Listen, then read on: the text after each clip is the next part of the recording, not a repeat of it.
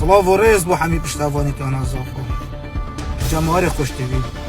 از وی پیام گین و ویدش من بار که ویدش من بار نکن خدا وکیلا خدا وکیلا خدا وکیلا نادی زاخو وی گاوه یاد باردو خکه گلک نباش داشت ناحیا مادی و اوی تشتی باش بسانم الویرد داخوازش جناب والی کن و داشت خوی لازم ابزیترین وقت بیت سرخد چاره کلوان یاریزانین ما بکتن دیدگهن اگر هر یاریزان اگه ته باش دشت فریق اگهش موهر گیرش افرو حتی صبح تاز با یک یاریزان بودن آمین زیترین وقت رابن سرخواه صجک و اعلامی الفیسبوکی چکن از پیام دیگه موها همی پیک و داخواست جناب والی کن هر افشه و دا بیت سرخد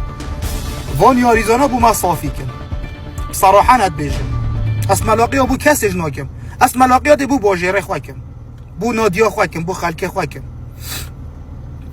صراحا مگوتا و نادیزاخو حتی 10 روز دی نامینت بش راز به نامینت خوده بزیترین وقت پاره نینه بدت یاریزانا برا یاریزانی دوی توقع کد عقد نینه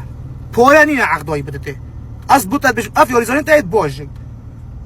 نه بس جناب والی پیامه بویا اف پیامه تایبت بو زنگین و برپرسید زاخوشه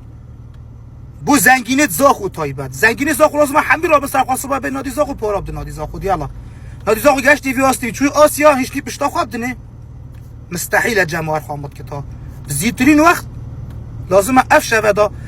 اف بابته به چاره سرکرنه پاره بو نادی زاخو بن اف یاریزانه تنه بمینن اف جماعتی ببین او یاریزانه بمینن